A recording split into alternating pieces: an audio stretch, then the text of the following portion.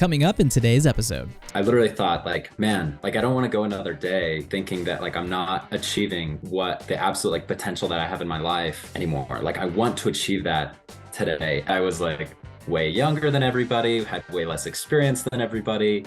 And I was like, man, this is probably not going to work out. And then I got it. It's like that $300,000 a year mark. Oh, wow. Like I'm going to knock that out this year. And like, I wonder what I'm going to do next year. All right. What's going on, ladies and gentlemen, boys and girls? Welcome back to another episode of the Remote Closing Academy podcast. And you already got a little snippet of what we're going to talk about today. But guys, this is a must listen. And I'll give you one reason why. And then you just got to stay and listen to the rest. But what Max is going to go over is really the fact that sales gets a negative connotation all the time. We've talked about that before, but the way that he speaks about it, you can just hear the passion in his voice and the way that he wakes up every single day, the way that he shows up, the way that he takes action. And it's just really awesome to see, someone that has come from his background and was struggling, for a couple of years to really find, his purpose and his why, and to be able to connect him with companies that is now allowing him to not only make more money that he probably would have ever thought is even possible, but to wake up with excitement and the ability to help people every single day. So you can probably just sense how excited I am for you guys to listen. So make sure to sit back, relax, and enjoy today's episode. Without further ado, first man, let's jump into it. How are you? Welcome to the podcast. Awesome, dude. Thanks. Super excited to be here. Super excited to be here. Amazing. So let's just jump into it. Anyone that's new here, what we like to usually do is rewind the clocks a little bit and talk about what I guess you were doing before remote closing. And Max is 23, so he's had some like work experience that we're going to talk about. But I guess just like rewind the clocks, even back to like school. Like when you graduated school, what was your plan to jump into sales at all? Like what was kind of the plan back then? Yeah. So I guess I'll jump back to like even high school. Like when I was in high school, I remember all my friends applying for colleges and things, and I had no idea what I wanted to study. I like kept thinking I was going to go into civil engineering because that seemed interesting at the time. But I was also planning on doing this church service mission for 2 years right after high school. So that's what I went and did. Right. And I went to Las Vegas 2 years. And while I was there, I guess like before that, I really didn't think that my life was going to, like I was ever going to be able to make anywhere more than like 50 to 60K a year. And I was just going to kind of live the same life that my parents had lived. And that was going to be it. While I was on my mission, I met this guy who's a business owner. And I remember asking him, he lived a really awesome lifestyle. And I remember asking him how much he made. And he's like, I make about 300K a year. And that moment, I was like, I went home and wrote that down in my journal that night. I was like, I'm going to make 300K a year because I want to live that type of lifestyle. And so as soon as I got home from this mission, I was planning on going to school out here in Utah, and decided to get into door-to-door sales, selling solar to get money for school because I had no money when I got home. And ended up taking off the first semester. Instead, I was like, you know what? I'm just going to try saving up as much money as I possibly can, do door-to-door sales. Next semester rolled around, took the semester off again, ended up landing a job with a door-to-door consulting company. Loved it there. And I guess, yeah, that was kind of like my start into like the direct sales world, and also realizing that how much money there was to be made. Yeah. Yeah. I'm curious, like, because I think there's like a mindset shift that needs to happen when like you like kind of like you said, and I think I'm similar in background, and like my dad was in the military, and like my parents did okay, right? But there was always kind of like that feeling inside of like, hey, like is there things that are like more possible, like are things more than that possible, right? And when you heard that, like coming from your background and then hearing like 300 grand in a single year, was there any like skepticism or doubt behind like that being possible for you? Or did you like automatically were like, okay, like I'm going to make that happen? Before that, absolutely. Before my mission, like that, and I was out there, absolutely. But I think I was put in this scenario where I was constantly like being pushed out of my comfort zone. and like being forced to believe that I could do things that I had never done before. And so when I heard that, I thought like, wow, I don't think I could ever make that. And I was like, but like I'm no different than this person. Like maybe I could. And like maybe I could actually live a life like that. And I remember hearing, that if you write your goals down, they're like, whatever, more likely to happen. And Yeah. so I was like, I'm just going to write this down, and I think I still had a year that I was out there living in Vegas. And so I just kept thinking about that for like the next year. I was like, how am I going to do it? How am I going to do it when I get home? And also like getting home and looking at different degrees and different routes that I could go, and these different career paths that weren't leading to that 300K a year mark. And I was like, man, like none of these lead to that goal. Like I need to find the thing that leads me to that goal. Got it. So with the with that, like the door-to-door sales consultancy and like the solar stuff, like what was your experiences there? I know you said you enjoyed it, but like what was was there like any main like roadblocks, or like how just overall, how was that? Yeah, I mean, so it was frustrating for me because I was in this position where it was like I knew how to make a lot of money going out and knocking doors, but I also had to leave Utah. And I live in Utah. This is where all my family is. I love being here. And I was like, man, it really sucks not being able to have like this freedom to be able to work, wherever I want to. And so then when I was able to get this consulting job, I was, I mean, we're selling a lot of different training programs and all of this. And I was working locally, but I was also still working in the office. And a lot of these dudes, I mean, we're working with a lot of these different business owners that would work from home and all this. And I'm just seeing this. And also, a lot of them are making way more money than me. And I'm like, man, this is not the route. Like, Yeah. this is not the route for me. I don't know. Like, I don't know where else to go, really. Okay, so do you think that like kind of that situation is what had you kind of like looking at other things and like different options to see if they were out there? Yeah, definitely. So actually, that was about like a year and a half ago, really, when I was like kind of hitting that point right there. And this is when like a friend reached out to me and he's like, bro, you should come and sell with me. And it's with like a different direct sales company. And I was like, you know what? And he's like, look, like you can sell online, you can do all of this. Like, he's like, I'll help you do it and all that. And I was like, honestly, yes, I will. I was like, I just want to get out of this. And so I did. And I like worked my butt off. I made a bunch of money like selling and with this other company. And it kind of hit this point where I actually I started dating someone like, several months ago. And kind of like during this point, her and I had this conversation of like, she's kind of like, I feel like you are not in the right boat. And I think like kind of pulled me back to like, it's like, yo, like what are my, what are my roots? Like what was I trying to go for? Like say a year and a half, 2 years ago. And I kind of had lost focus of that. And, and it started overwhelming me a lot. And I wasn't making any more sales. I was losing money and then we ended up breaking up. And I just kind of felt like there was this point that I literally thought like, man, I don't want to go another day thinking that like I'm not achieving what the absolute like potential that I have in my life anymore. Like I want to achieve that today and I don't know where to go. Like I don't feel like I can go backwards to like these other positions I've had. I know I need to go forward, but I had no idea where to go. Yeah. And yeah, and that's actually when I saw the ad for RCA. Yeah. So When you say this person, they kind of pulled you back, are you saying and like they're just basically telling you like, hey, like you're destined for more than this, like you're kind of just like staying, stagnant, like not really growing? Is that kind of that conversation? yeah, totally. Yeah. And I was noticing that like I'd been like I was making enough money, but and I was actually working remotely, working totally remote, and I was surviving. Yeah. Well, But it was, yeah. and that's a good point. And I kind of want to just touch on that really quickly and just give a couple thoughts. Cause I think that's really important to just like, because a lot of times, like, I think you use the word like comfortable, right? Like, or surviving is what you said.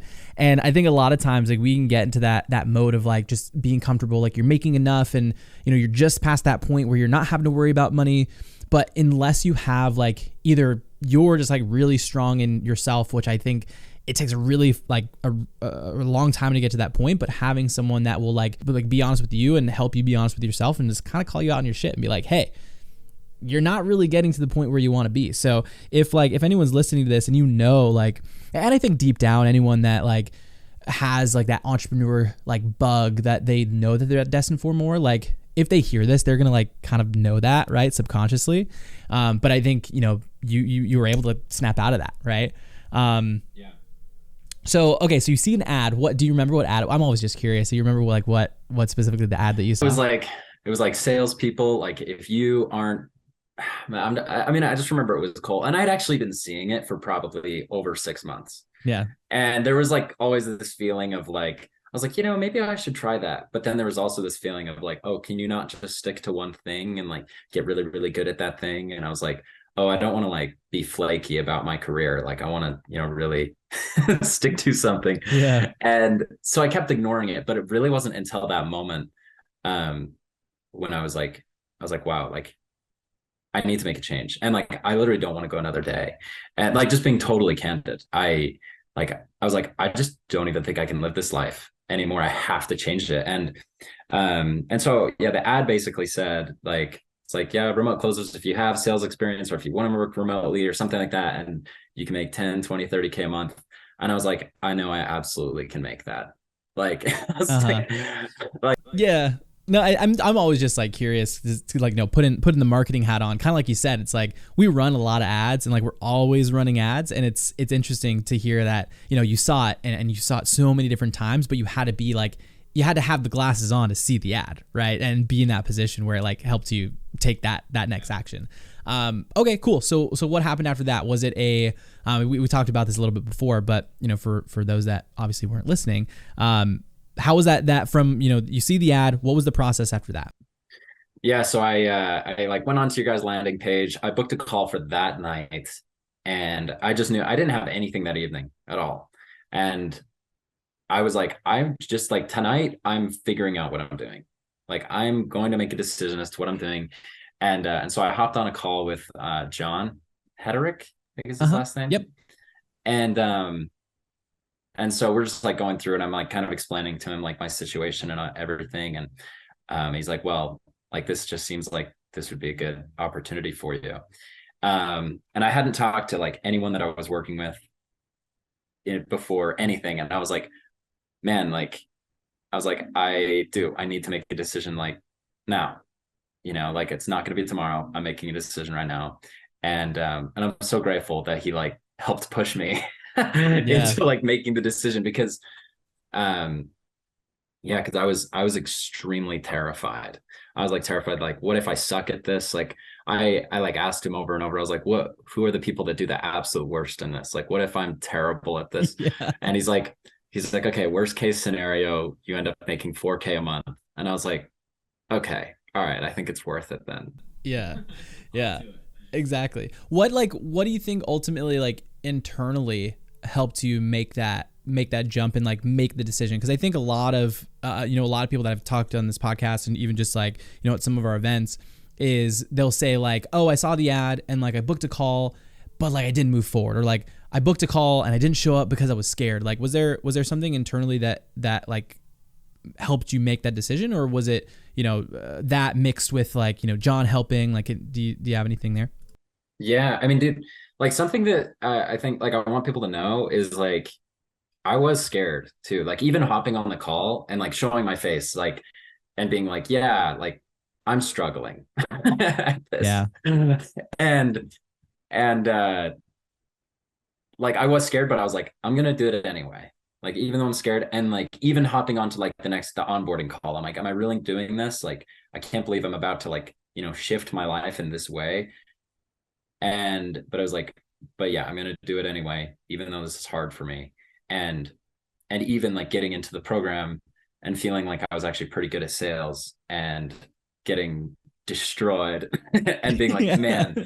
that was super hard. Like these guys are so much better than like I have so much more to learn than I thought I did. Uh-huh. And but just like, okay, but like I'm still gonna practice. I'm still gonna hop on the calls. Like I'm still gonna go through the training, even though this kind of sucks right now and this is really hard.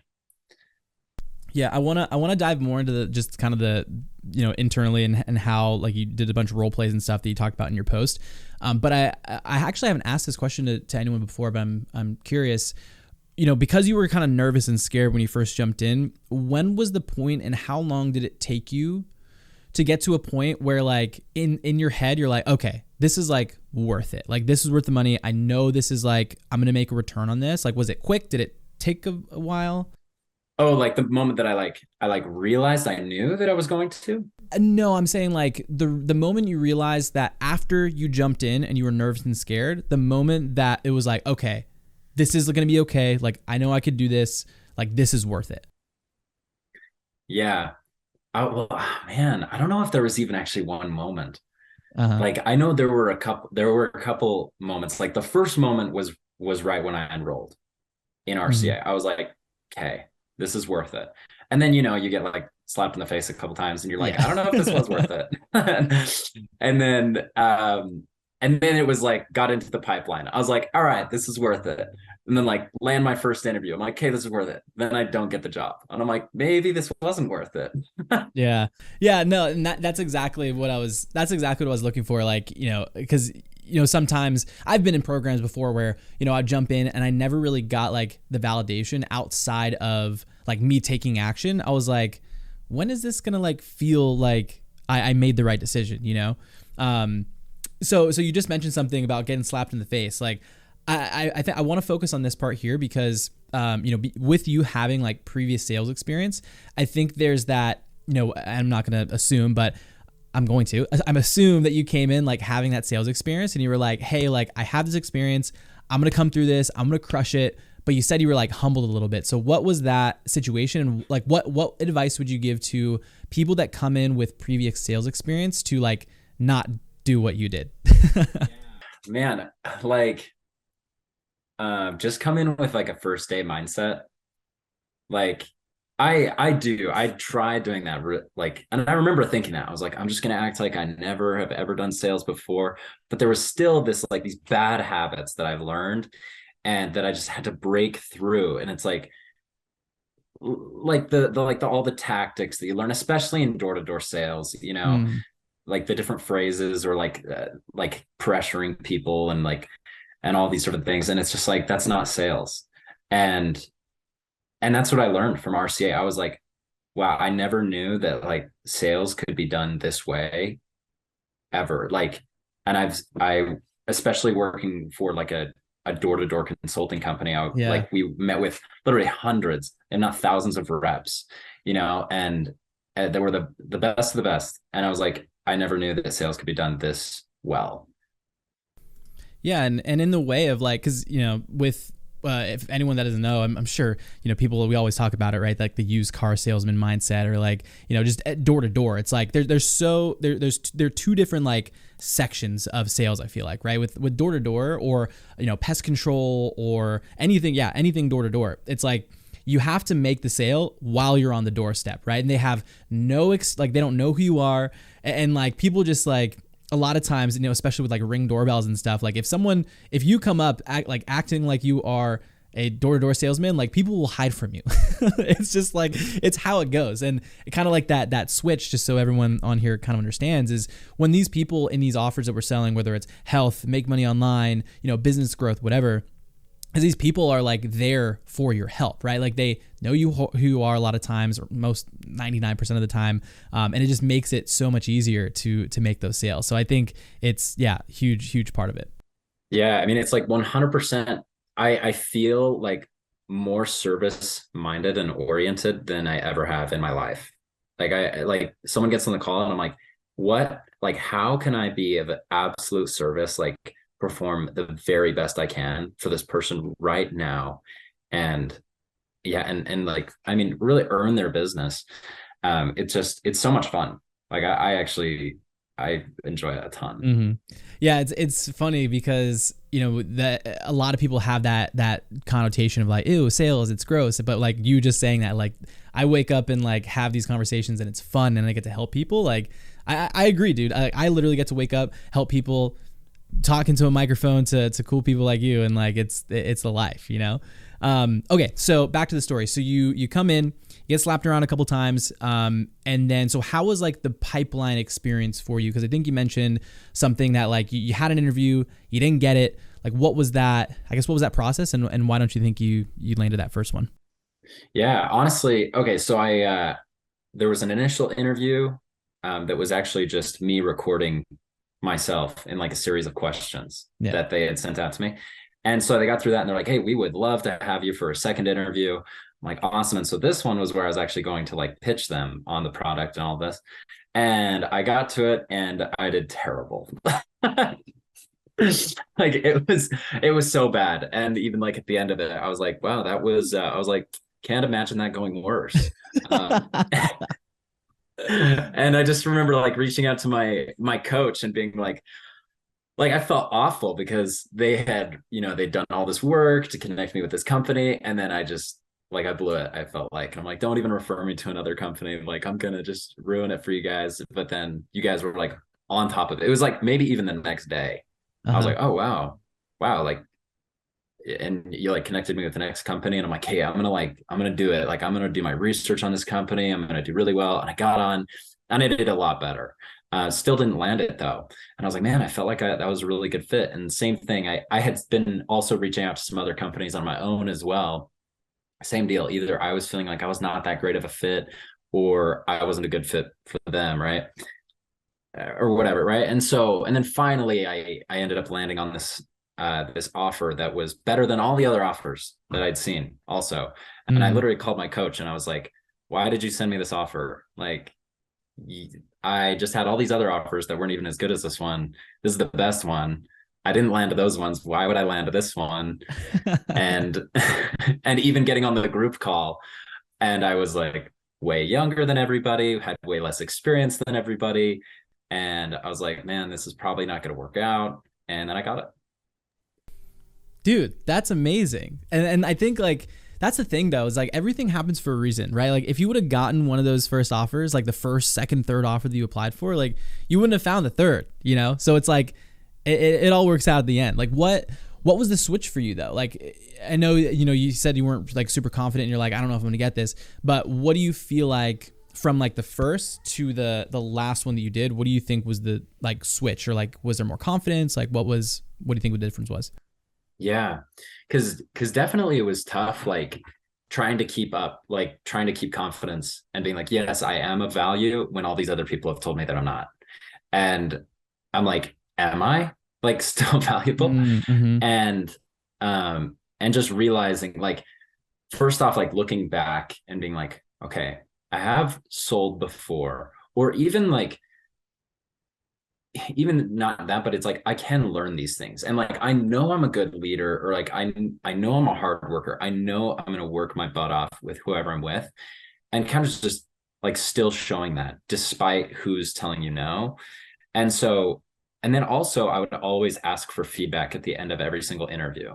So just be like, hey, what did you guys think? And they would just give me that and I'd write it down. And I was like, thank you so much. I'm going to take this. And then I would go and practice.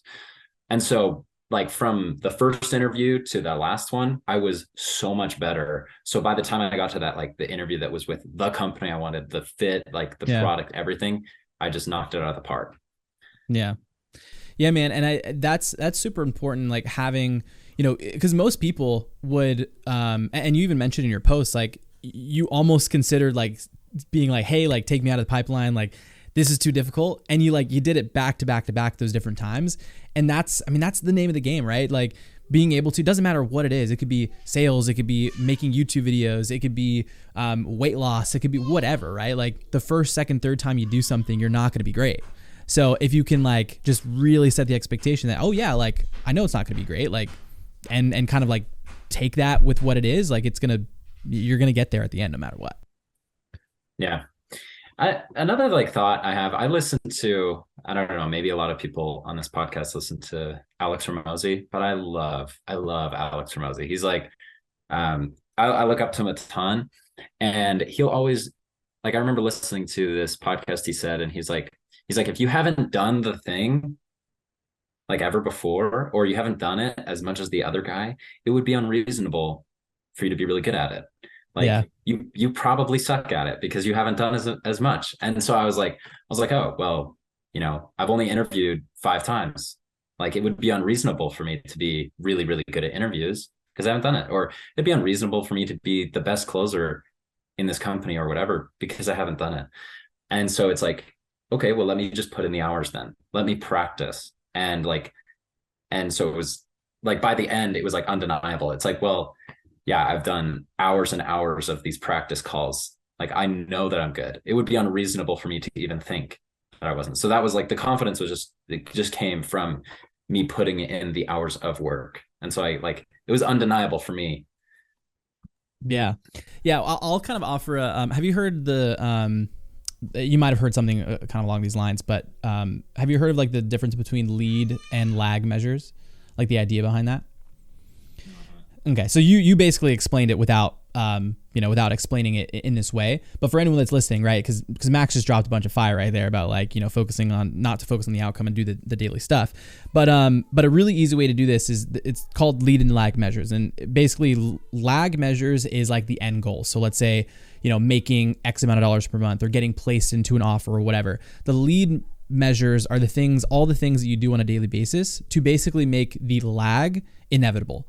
Right. So like you said, right, it's like doing the practice calls, the mock calls, practicing, going over scripts, objection handling, right? Those are the lead measures. And as long as you do those on a daily basis, the end goal becomes inevitable, right? But what most people do is they're like, I want to make 10 grand a month. And then every day they're like, all right, I want to make 10 grand a month. And then they're like, they don't do anything to get to that point. And it's like, well, obviously, because you're not doing the things that are going to get you to that point, So you basically explained that. I just wanted to. No, it's just it's super interesting to me though, because like when people, I've had friends that have asked me like just even in sales and whatnot, they're like, man, is it stressful?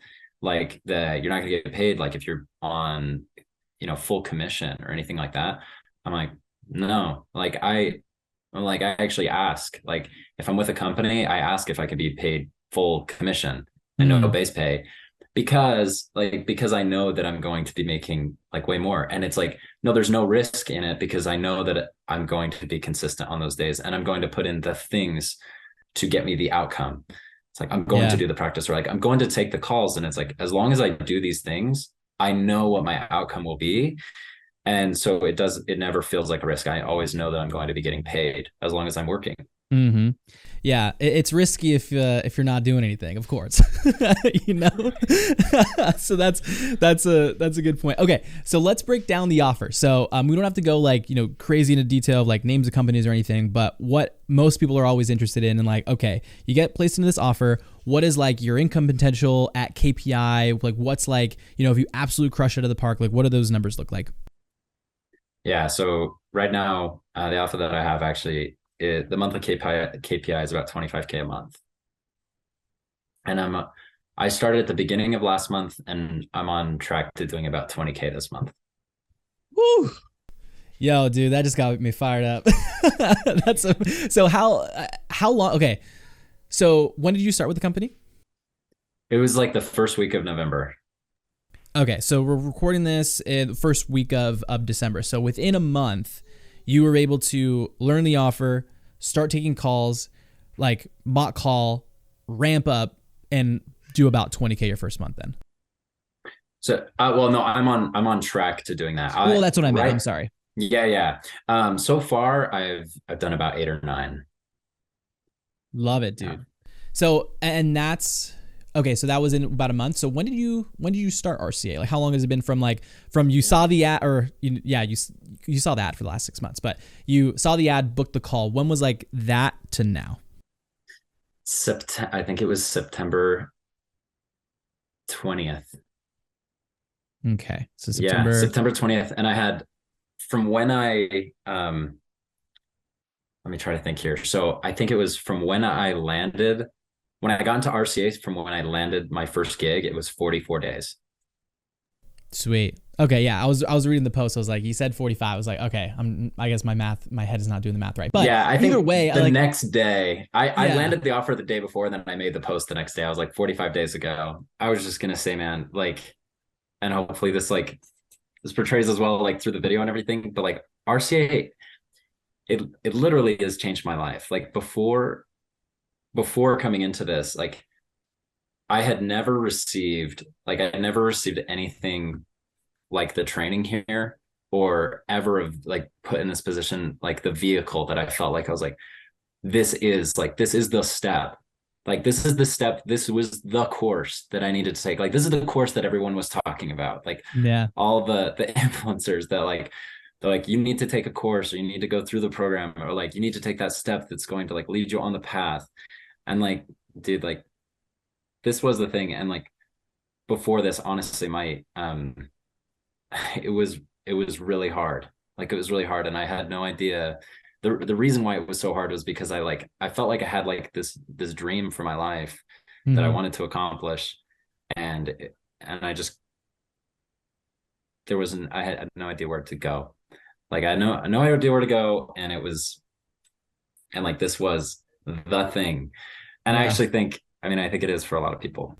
We talked to so many people that, they say like, okay, this isn't the right thing for me. And someone that's maybe even listened to this, they're like, I booked a call like 3 months ago and I didn't like go forward with it. But Max is living proof of if you just come in and do the things we recommend to do, it's like like we said, it's like it makes the end inevitable. So like, I'm not even just talking about this. Like I'm talking about anything that you guys are wanting to do. Like if you're thinking about, oh, well, like I'll wait to start my, my health journey until the 1st of January, or I'll wait to start my business, or, I won't make that first video until I get a new camera or whatever. There's always these what ifs. And because Max was like, fuck it, I'm going to run in and like make this happen. It's like all these opportunities couldn't have, like maybe wouldn't have come to fruition if he didn't take action the first time, So like that's super powerful, man. Like I think you're on the way to do, honestly, much more than that, right? We can go down the rabbit hole of like the sales integrator role and like, being able to build up the sales team and running that. Like there's so much potential because you decided to say yes, that's exciting, man. Like, what are you outside of the money aspect and, for the month you've been there, do you enjoy it? Like, what are your favorite parts? Like let's talk about that. Oh my gosh, dude. Okay. First off, the company I work with, I love. Like amazing offer. I love the leads that we get. Like amazing people that I get to talk with each day.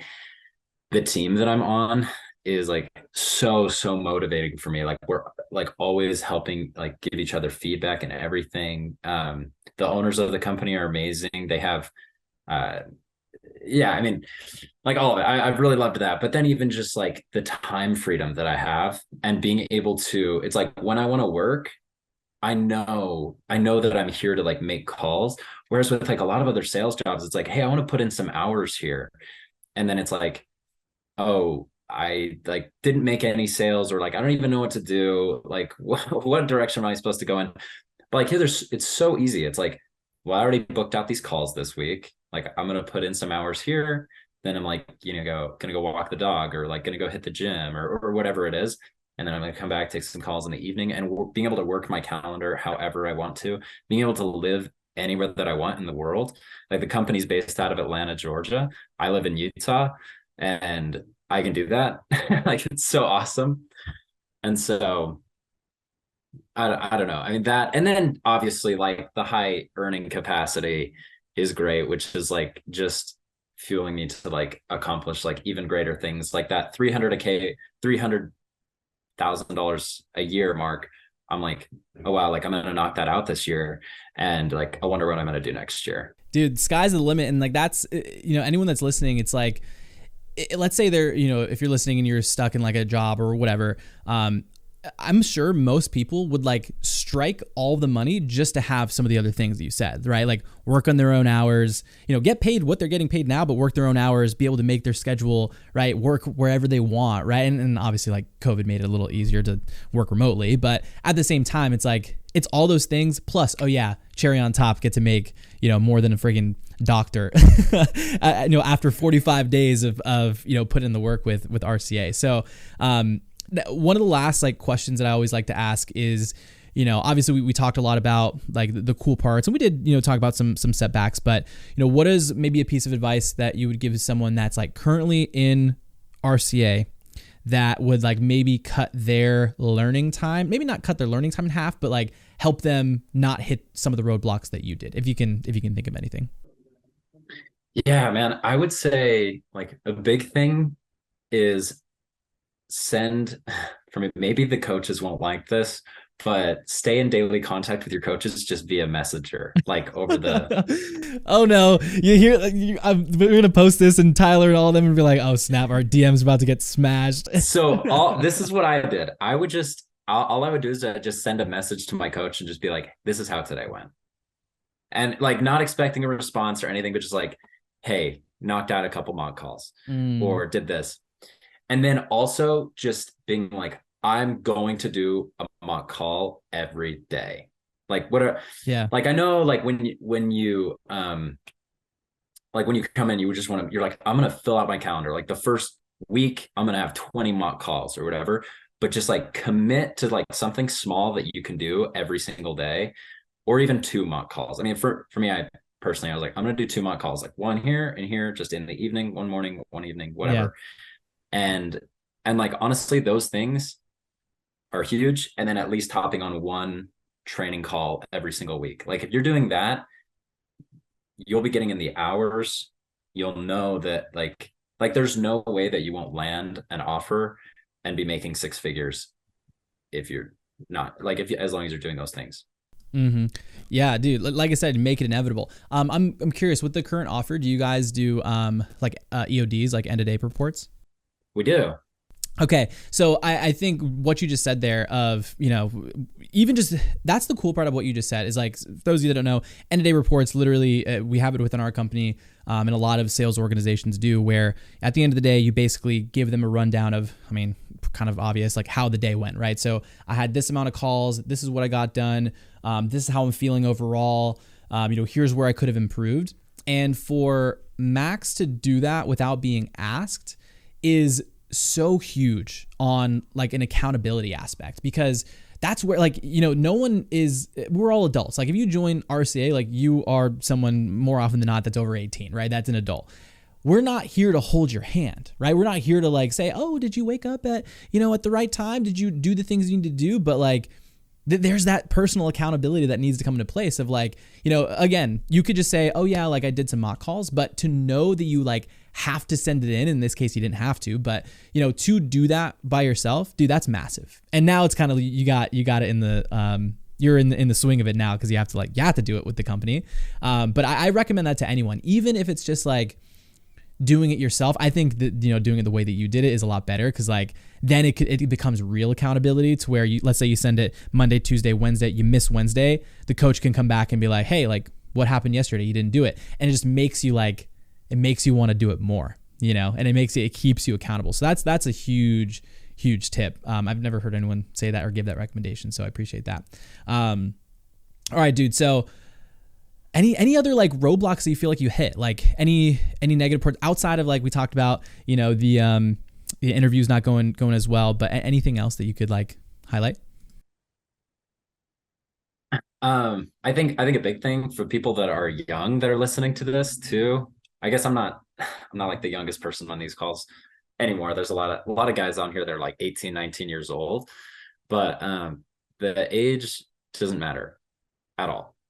And like, just know that, like, I know for me, I was like, how can I hop on like the phone with like some multi-millionaire or something, or like a small investor or whatever, in their 50s, and like me having like hardly any work experience in comparison to them, and asking them to give me money.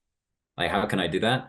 And really it like it doesn't matter. Like what you offer, um, yeah, like as long as you're with a good company that has like an amazing offer that's serving the people, nobody cares. No one cares. And so Yeah. the earning income, like capacity and all of that for your age, it literally doesn't matter. Love it, man.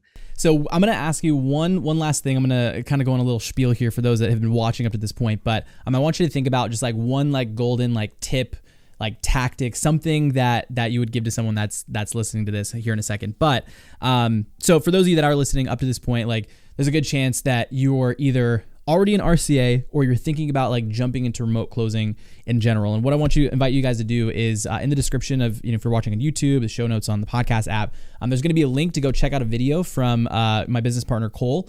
And he's the founder of RCA, of like the entire remote closing process. And the video, it just basically breaks down the entire process A to Z of like what remote closing is, how he used it, to make 500 grand in his first year, and how he kind of like used that to be able to build some of the most well-known, businesses and brands out there with our remote closers and setters and things like that. So, again, check out that video. It's you don't have to pay to watch the video or anything like that. It's just a free video. Go check it out. And I think it'll really just give you that step-by-step to help you get to that point. So, hopefully that was enough time. What you got? Any golden tips, nuggets, tricks for anyone listening? So I think both. Well, let's do two. I'd say, what would you say to someone that's like skeptical about RCA, or like they don't know if they want to be in sales, or it gives them like a kind of like a gross feeling? Let's start there. Yeah. Okay. Like I would say, first off, like someone like looking at it, for me, I was like, is the money real? Like, do people actually make money? Yes, it's real. Like you can really make money and not even talk to people face to face in person, be sitting in your home making money, doing these things. Like it's real. And there are people all over the world doing it right now.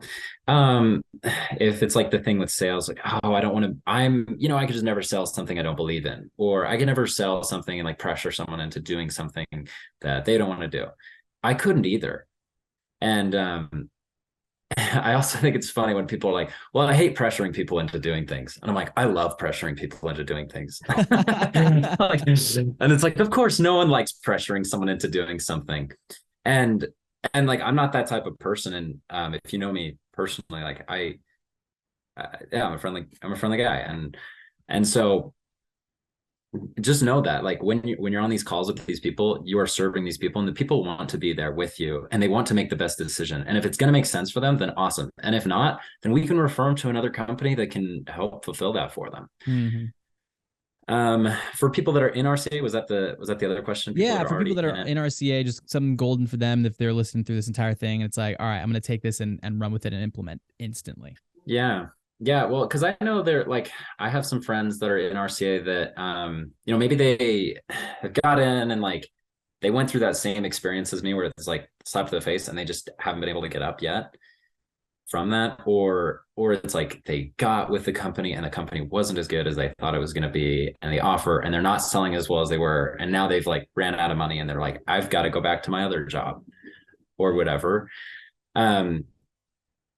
Just like remember this, and we talked about it earlier on the podcast, it would be so unreasonable of yourself to think that you would be like this amazing salesman after like you haven't put in the hours yet. And so it's like, oh well, like that's okay that I didn't make that sale. It's like, oh, it's okay that like that mock call went like garbage. Like that's to be expected. It would be unreasonable for me to have been so good at this. And so even for me, like I came into the program and I went through it in 44 days and landed something, but also I had almost like over 2 years of sales experience coming into this before. And so it would kind of be almost unreasonable for me to not know a thing or two about it. And so, but also then there's those people that come in like 2 weeks, they have no sales experience and they just land something way quicker than me. And I'm like, okay, well, that was a bit unreasonable. Yeah, no, I think it's anyone that has come in that like literally has no experience, and a lot of them have been on this podcast. there's always something that we'll talk about in like their previous experience in general that helps them to the net, like that some of that helps them in sales, right? Because all it is communication, right? If you can talk to people and you can like figure out their problems and their goals, and like you're just a human, right? I think it's usually pretty simple as long as you just follow the scripts to see success, you know? So, dude, that was spot on. And I think that, that'll be perfect to end here. So, just wanted to say, you know, first of all, I appreciate you coming on, this event, or, you know, this podcast. I was going to say event because we're going to see each other at the event next week. We have an in-person event that, we're going to have a lot of fun at. We have like, I think 100 people, 100 students. We have a ton of speakers, some, you know, higher level clients that will be there, and it's going to be a lot of fun. But we definitely have to have you back on maybe in like, you know, 4 to 6 months to see, you know, how everything's going. Cause you know, just from the 20 days you've been in the offer, I think you're going to freaking crush it. And I think anyone would be stoked to see, you know, to see a little update. So, again, one more time, guys, check out the link in the description. I'm down in the show notes, as well as the description if you're on YouTube. And yeah, we'll see you guys in the next week. Appreciate you again, once again, Max. And we'll see you guys. Aaron here from the Remote Closing Academy podcast. We'll see you guys on the next one. Talk soon. Peace.